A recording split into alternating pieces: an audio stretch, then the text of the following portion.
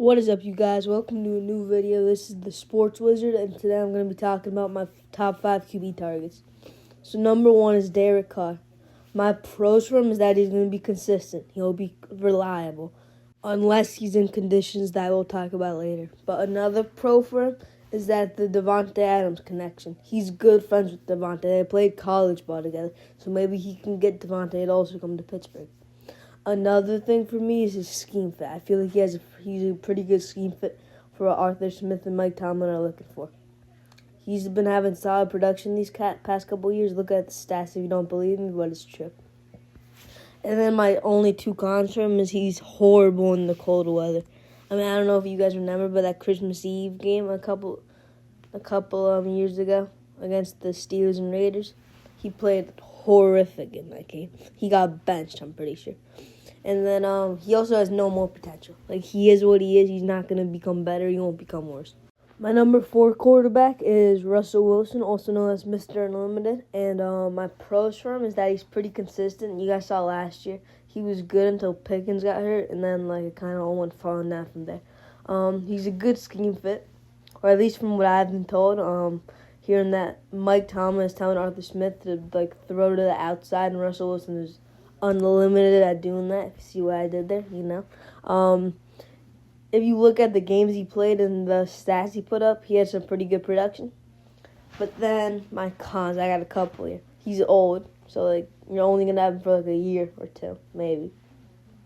And then why running back? You saw what happened last year. They didn't even win a playoff game. So why try that again? I know it was better. It was much better than Kenny Pickett, but I mean still. And then he has no more potential. He's not going to become better. I also don't think he'll be worse, though. I think he'll kind of just be the same. So, yeah. Now, moving on to number 3, I got Justin Fields. My pros for him is that he's really good at running. That's pretty obvious. I mean, he's a really fast dude. So, yeah, that's a good part I like. He's good in the cold. He's good in the AFC North football. When it gets cold out in the playoff time, he'll be reliable. Maybe not reliable, but he'll be solid in there.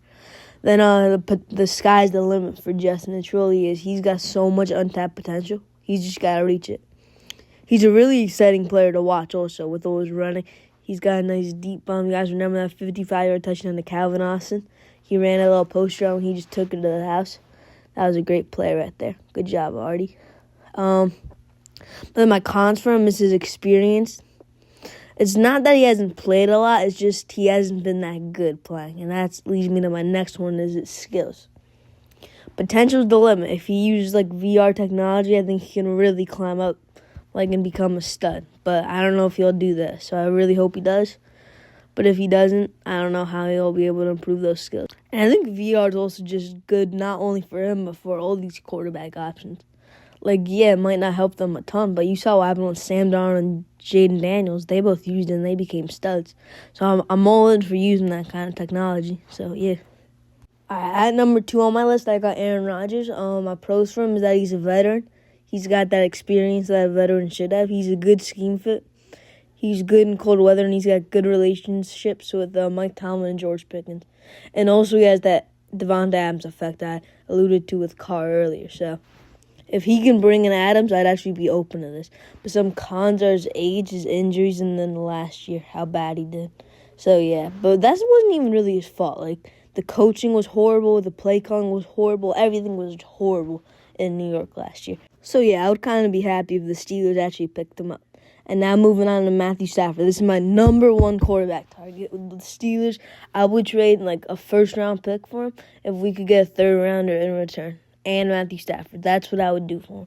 That's my trading package. And my pros for him is his experience. He's got a lot of that. He won a Super Bowl 3 years ago after he got traded. 1 year after. So, I mean, just saying.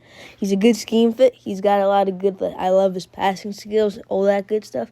He's good in cold weather. The only con for me is his age. He's a little old.